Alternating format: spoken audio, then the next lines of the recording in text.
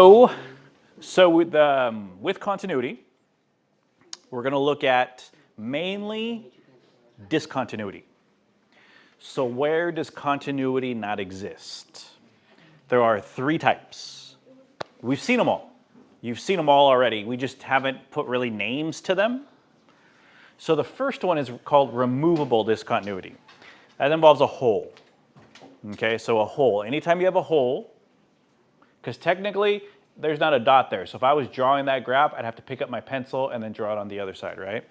So it's a hole. So anytime we have a hole, it's called a removable discontinuity. Okay? The second one is with a vertical asymptote, right? Vertical asymptote we've seen. It's got two names. It's either called non-removable discontinuity or essential discontinuity. Either one of those refer to the same thing. Sometimes they don't use the non-removable because it also refers to our last one. So the last one, we say non-removable. It is considered non-removable discontinuity, but more than likely it's going to be called jump discontinuity. Okay? So the last two have the same name technically, but they're different versions of it. So most of the time when you're talking about one of these, this guy here, you're going to be talking about essential or a vertical asymptote. It is considered non-removable though. This guy, most of the time, you'll be considered jump, but it is considered non-removable as well. Okay? So those are the three types. Is there a hole? Is there a vertical asymptote? Or do we jump? Is there a jump situation where it picks up somewhere else? Picks up somewhere other than, kind of looks like it jumps. Okay? A piecewise function. So those are our three. So how do we know if there's continuity or discontinuity? That's this rule here. So the rule essentially says this. If a limit of a value, a two-sided limit, right? A two-sided limit. If there's a two-sided limit somewhere, and so if you find the two-sided limit of a function at a certain spot, you find that limit, and then you also find the answer at that limit. If they're the same, it's continuous. If they're not equal, it's discontinuous. Okay? So when we talk about a two-sided limit, we're talking about the left side, the less than side, right? And the plus side, the greater than side, right? So essentially these are the same thing. These two are the same thing. One just breaks down the two-sided limit. Okay? So they're going to ask us, is it continuous or discontinuous at this value? The only way to show it is by definition. This is the definition right here. Either use the top guy where there's only two, or the bottom guy where there's three. They're both the same thing, right? This part here, let me highlight it. This part here is the same as this and this, right? And then this guy here is the same, right? So the y value it's approaching, is that the same as the y value that it's at? The blue means where is it? At that point, where is the y value? Where is the dot? The pink refers to where is it approaching. So if it's approaching the same number that it's at, it's continuous. If any of these guys are not equal, it's not continuous, discontinuous. Okay, so that's what we're going to be proving a lot. We're going to be proving that this time. So anytime they say, is it continuous or is there discontinuity, this is what we got to prove. Okay, that's what we got to prove. You don't have to prove both of them. Like I said, they're both the same. Both of these guys are exactly the same. Just one's broken down. One has a two-sided limit, one has a left side and a right side. Okay, so let's look at an example. Okay, so we got a picture here. So find the points or intervals at which the function is continuous. So where is this guy continuous? It goes from 0 to 5. From 0 to 5. So we want to know the intervals at which it's from here to here. When I say intervals, I mean like from here to here, right? So let me start labeling this. Okay, so let's do a continuous first.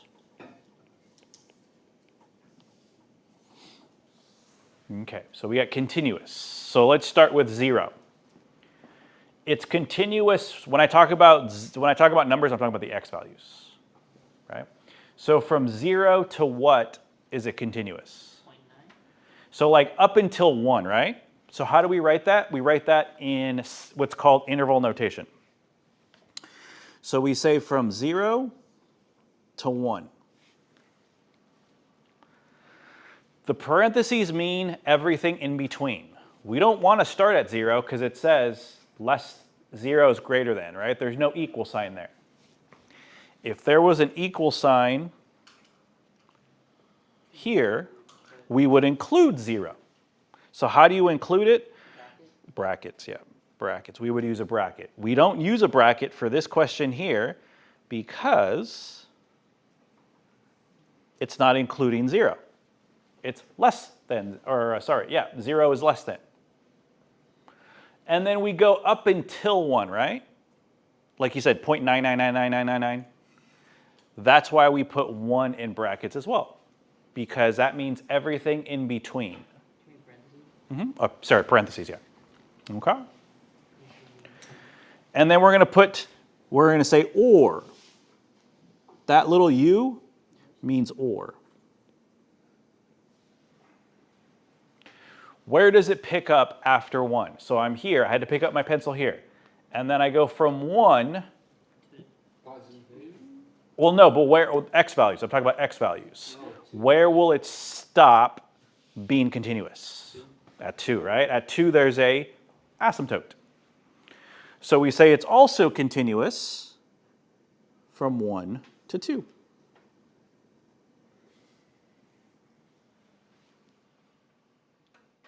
Okay.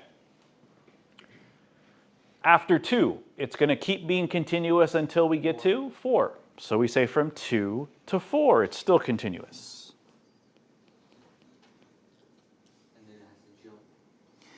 And then after that, right? Let me move this over so I can. There we go. And then where's the last one where it's going to be continuous? 4 to 5. From 4 to 5. And then at 5, it's over. Right?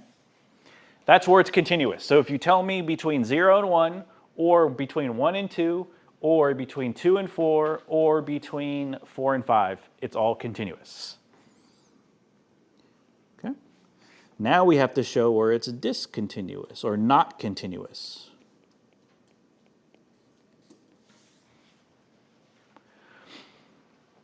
So where were all those times when we didn't consider it continuous? 1, 2, and 4, right? So we say these are not intervals. They're specific spots, right? It's not continuous at 1 because it's removable discontinuity. It's not continuous at 2 because it's an asymptote, right? And it's not continuous at 4 because that's jump discontinuity, right? So all of those values, it's not continuous. So is there any place on the graph we haven't considered from 0 to 5?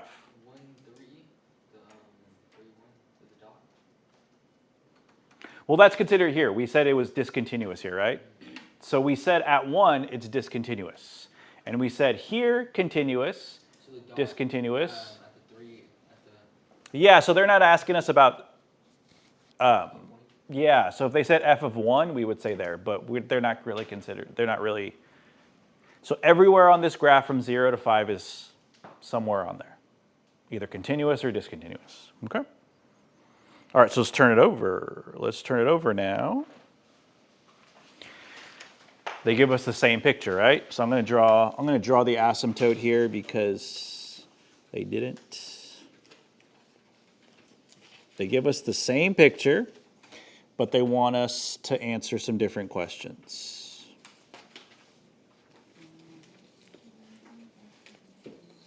Okay.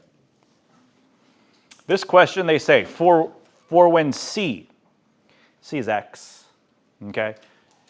How do you know it's x? Because f of x is usually there, x is usually there, x is usually there, x is usually there, right? So they're saying they're using c instead of x. As x approaches those numbers, so as x approaches 1, 2, and 4, answer each of these. Okay? All right, so let's see. So when c equals 1,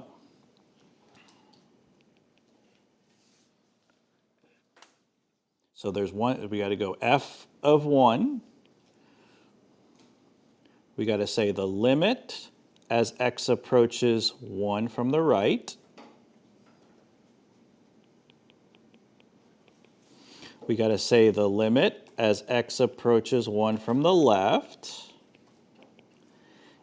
And then we got to say the limit as x approaches 1 overall.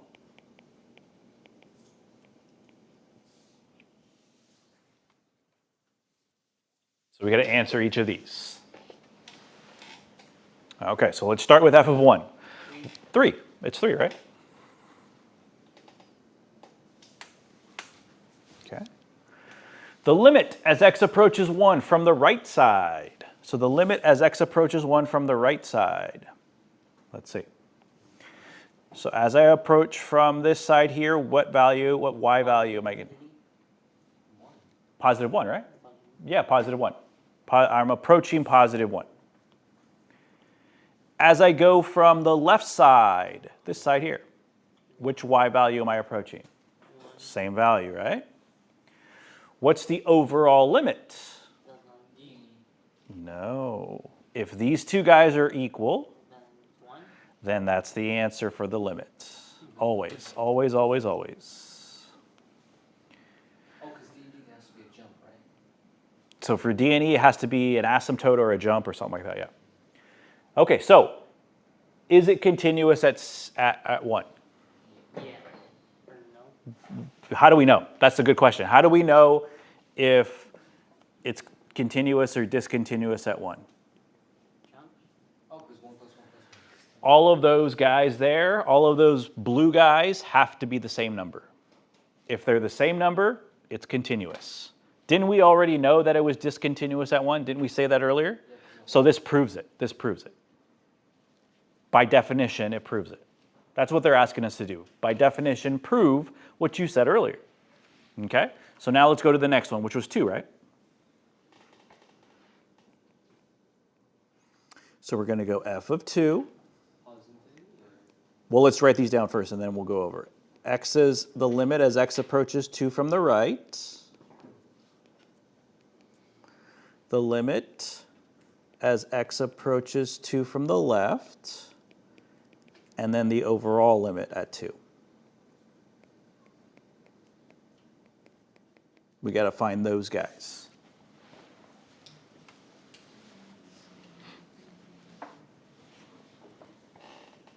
Okay. Now, if it's continuous, all of those guys will have the same answer. If it's discontinuous, at least one of them will be different. We already know it's discontinuous at 2. We said that on the last problem. So we're going to prove it. So what is f of 2? What is the y value when x equals 2? Not D and E, that's for limits. Undefined. Undefined, yeah. We use undefined when we're talking about y values. Limits, we use D and E. Okay, so what's the limit as x approaches 2 from the right? Which y value am I approaching? Infinity? Positive infinity.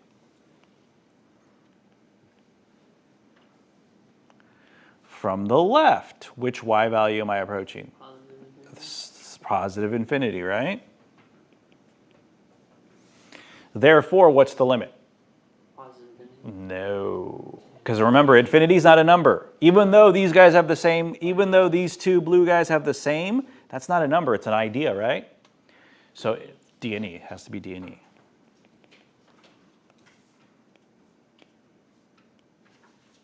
Okay. Again, we already knew it was going to be undefined at 2. Or sorry, discontinuous at 2. That just proves it. So let's go for 4 now.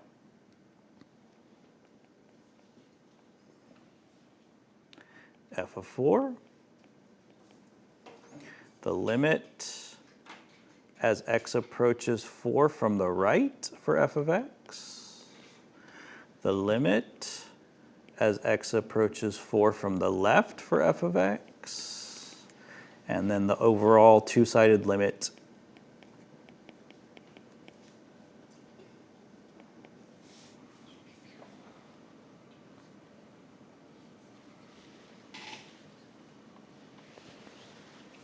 Okay, so what I want you guys to do is fill in those blanks. We know that at least one of these guys is going to have a different answer than the rest. Which one or ones? So I want you guys to fill in those blue places there.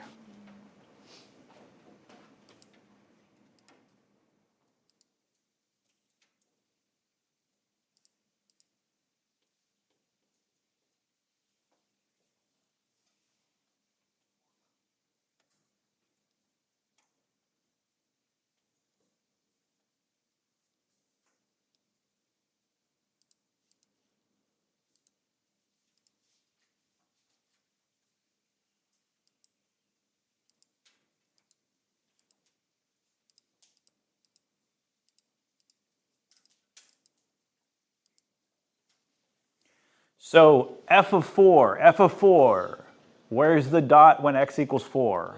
1. Oops, that's not what I want. So that's going to be 1. The limit as x approaches 4 from the right. Which y value is it approaching? Positive 1. Good. 2. So from the other side, let's do the other side now. From the other side, as it approaches 4, which y value is it approaching? 2. So there it is. What's the overall limit? D and E. D and E, good, because those two guys do not equal the same number, D and E. So that's how we can tell something is continuous or discontinuous. So when they ask you, they're going to ask us on the next one, except they're not going to give us a picture. They were nice on this problem. They gave us a nice picture. It was easy to tell. We have to do other things. How do we do it if they don't give us a picture? Okay, we have to do kind of what we've been doing. What we've been doing essentially. We have to fill out each of these. Okay, so let's look at one. You don't always get a picture. Determine whether each function is continuous or not. And if it's not continuous, where is it not continuous? It says use the definition. What is the definition? We just did it 3 times. That's called the definition. This is the definition. We use the definition for 1, for 2, and for 4. Yeah, definitions in math aren't like, A word definition. yeah, like, the definition of a word or a term. In math, definitions are by proving something. Okay? For like A, since we know there's going to be an asymptote at 1. So yeah, so that's our first question. Our first question is do we know of any discontinuities right now? 1. We do know of one, right? Why is 1 going to be a discontinuity? Because you're going to end up with 0 on the bottom. So vertical asymptote at x equals 1. Because if I plug in 1 to the bottom, I will get 0. I know that. We know that already because we've talked about that. Right? Okay. So before I do anything else, is there any other discontinuities I have to worry about? Is there any other number I can plug in for x where it'll give me a 0 on the bottom? No. Okay? So we know it's going to be discontinuous at 1. We know that. Let's prove it. Okay, so how do we prove it? Let's do the same thing. So for x equals 1, right? We want f of 1.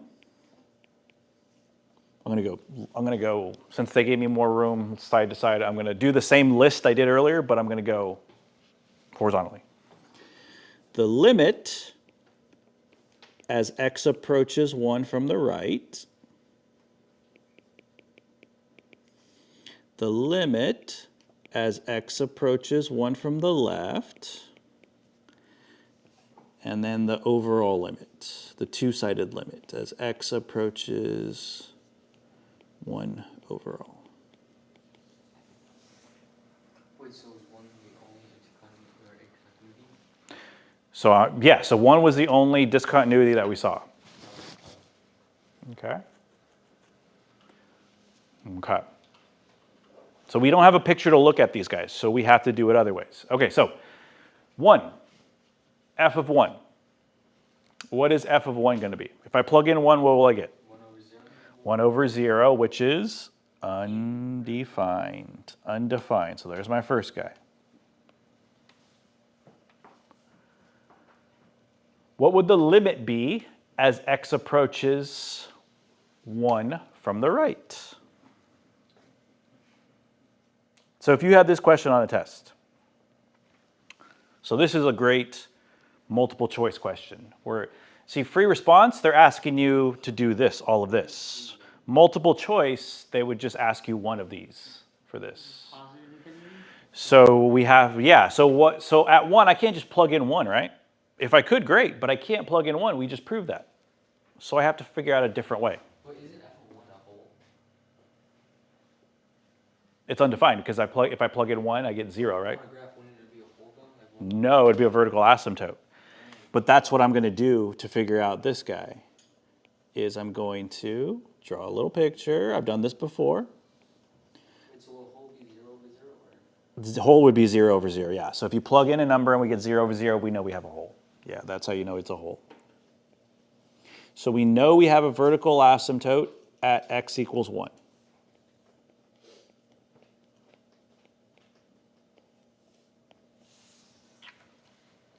Could be positive or negative infinity. So it's either going to be positive or negative infinity. That's the situation. So these guys are either going to be positive or negative infinity. So is that the answer? Plus or minus infinity? Well, we got to figure it out. So let's figure it out. Let's go to the right. So on the right side, I'm going to plug in 2 and 3 to see if it's increasing or decreasing.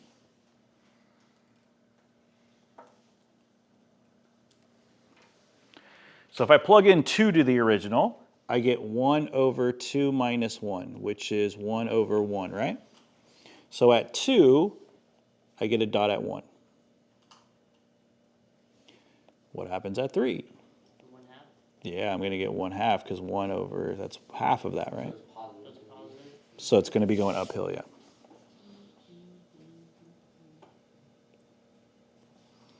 So we got positive infinity.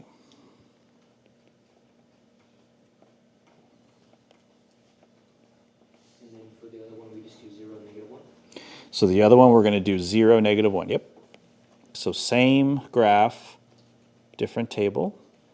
0, negative 1. So 1 minus 0 minus 1, or well, not 1 minus, 1 over 0 minus 1, and then 1 over negative 1 minus 1.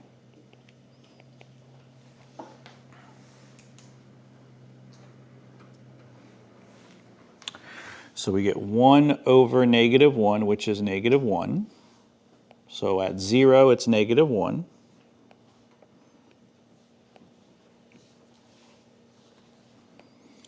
Over here, I get 1 over negative 2, negative 1/2. So not quite as down. Negative infinity? So this one's going to be negative infinity.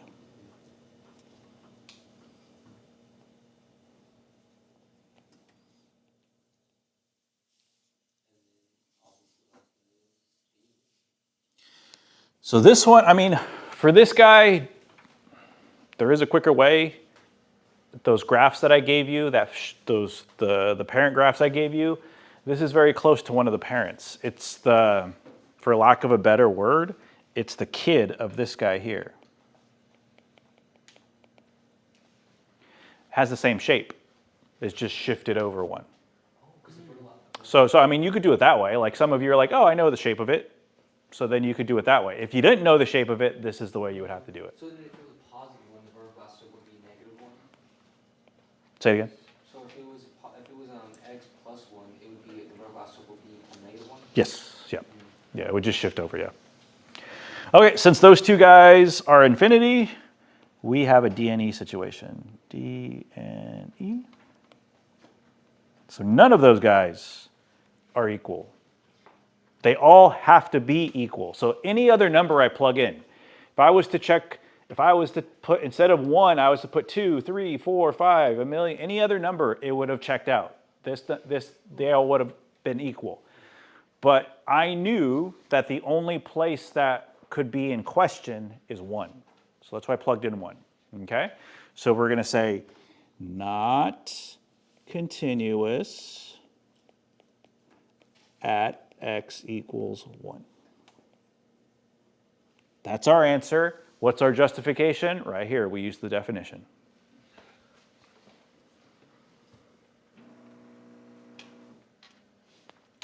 So another thing is, do I have to do all 4 of them? No, you don't. The definition says you can use this one and this one, so I could have used just those 2 guys and compared those 2 guys. Or you could have used these 3. Oh, so either one. I just use all 4 because it's your notes. But do I have to do all 4 of those? No. The definition, if you remember from the first page, there were 2 guys here, but there were 3 guys here. So is there any scenario where the first and last one would be the same, but the 2 middle ones would be different? It could be. So wouldn't it be better just to do all 4? That's up to you, yeah. So if these 2 guys are the same number, this also has to be that number. So there will be some times when these 2 guys are the same exact number, And that's like constant. and this guy will be off. Yeah, so that, yeah, like I said, just to save time, I usually do all 4, but you don't need to do all 4. Like I said, you can do that. Okay? All right, let's go B. So we know there's some discontinuity at -2. But we don't know if it's a vertical asymptote or a hole until we do what? Plug it in. So plug in -2. Plug in -2. Do you get 0 on top and 0 on bottom, or do you get something over 0?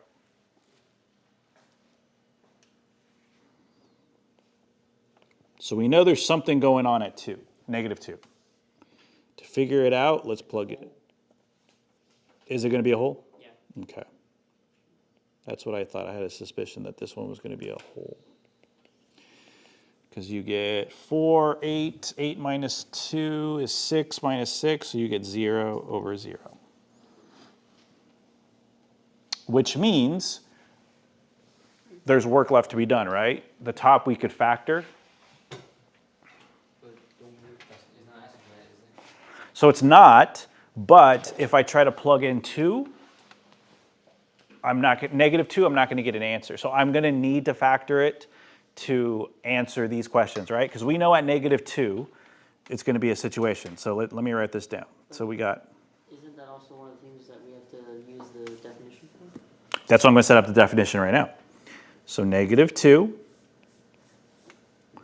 the limit as x approaches -2 from the right.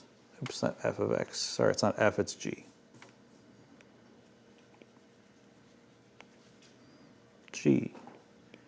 G of x. The limit as x approaches -2 from the left for g of x. And then the two-sided limit.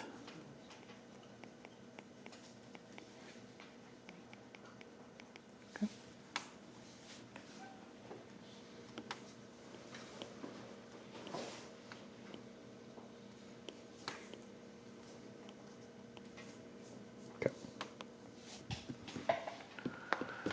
Because if I was to plug in -2, I just did it. I got 0 over 0. That's not going to really help me. So I got to factor this guy. So what I'm going to do is I'm going to factor the top. The bottom is not factorable. The top can be factored. So that's where I'm going to use my ABC method. A equals 1, A equals 2, B equals 1, C equals 6. So it's -12, 1. So it's going to be 4 and -3.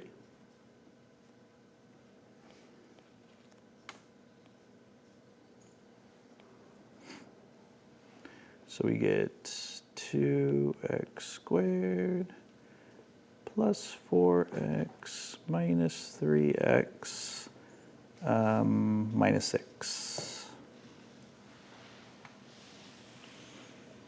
So it's going to be plus 4 minus 3. No, that's not going to work.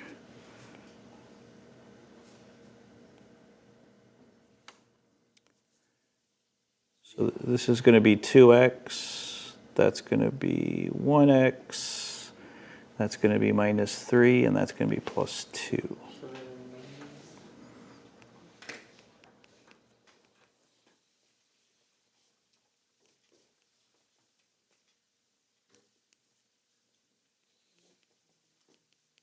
So that little side step I just took over here, that is one of the issues. So when students have issues with calculus, this is the issue they have.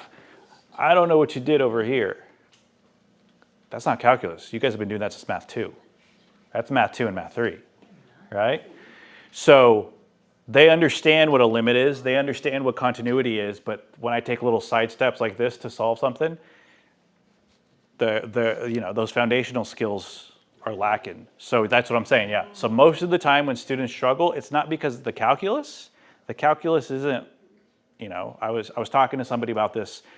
Most of the time students struggle with calculus. It's not the calculus. It's the foundational skills, right? Like, what is that? What do you. This is the way I teach my Math 3 and my Math 2 kids. Your Math 2 and Math 3 teacher probably taught you a different way, or if they taught you the same, use that way. If that way makes sense, use that. Okay, yeah, then don't do it that way. Do it the way you remember doing it. Whichever way is easier, whichever way is easier. I want those foundational skills, I want you to use your foundational skills so that you're more comfortable with that. So that when we do get to the calculus, that's not holding you behind, right? so there's another one at 1.5. So yeah, so we're gonna, I knew this was gonna happen. I knew there was gonna be something canceling out here because there's a hole. If there's a hole, it means something's gonna cancel out. So really, g of x is 2x minus 3. So where is the dot when x is negative 2? We got to plug it in to this guy now. So It would be negative 2 times 2 minus 3. negative. Was it negative 7? Yeah. Because without doing that, the factoring, I wouldn't be able to know this answer. I would just get 0 over 0, right? 0 over 0 means work left to be done. We've talked about that. That's the very second lesson we did, was 0 over 0 means work left to be done. Now, negative 2 from the right. Negative 2 from the right. Well, now I can plug in negative 2 because I have this guy now. This guy and this guy are the exact same thing. One's just simplified. It's like two fractions, 4 over 8 and 1/2. They're the same fraction, one's just reduced. Well, the two yellow guys are exactly the same. The only difference is 2x minus 3 is already reduced. The top one isn't reduced. So I'm going to plug negative 2 in there. What do you think I'm going to get there? Negative 7. Negative 7. And then that one, it should be the whole, which is, Let me see. so I'm trying to think of this on a graph, wouldn't it be like a jump? So no, this one's actually not going to be a jump because, yeah, I'll explain why it's not a jump. But yeah, so how about negative 2 from the right? Negative 7. Negative 7 as well, because you're going to plug it back in to this guy.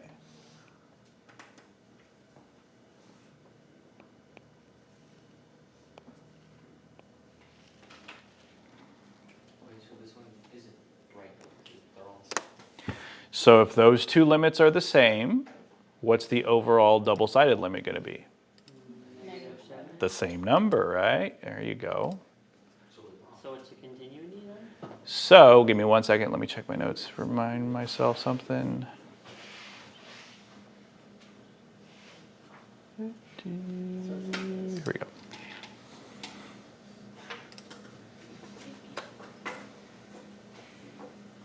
Wait, where's the time?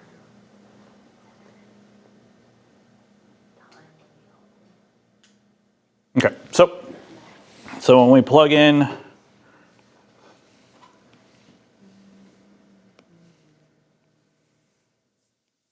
okay, we get -7, right?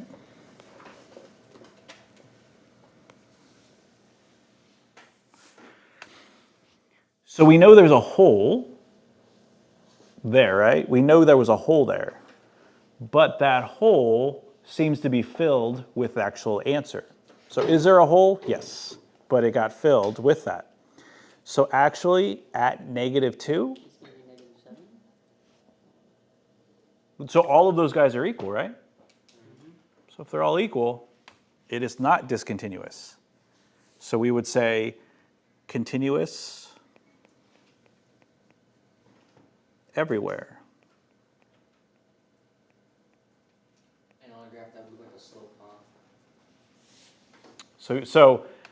So when do we get, so that's when we get holes, right? When do we get jumps? The only time we get jumps is when when it's a piecewise function. I'll show you a piecewise function. We're going to do one in a second here. This guy here. This guy is a piecewise function. It's got two pieces. This is the only time you might get a jump. I don't know if we're going to get a jump, but we might get a jump there. Oh, wait, so the left one must be a... Or this guy here. See, these guys H has two pieces to it. This 4a has two pieces to it. These guys are what we call piecewise functions. Okay? One thing before we're going to finish up right now because we're going to have one thing. Also, go back to the front. Essential. There's another name that I totally forgot. Another word's called infinite. Infinite discontinuity. So you have vertical asymptote, essential, and infinite discontinuity. I forgot to include that one. Infinite. So if it talks about infinite discontinuity, it's that guy there. Okay? Okay, so we're going to stop right there because I'm not sure when they're going to ring the bell for do the alarm for the fire drill.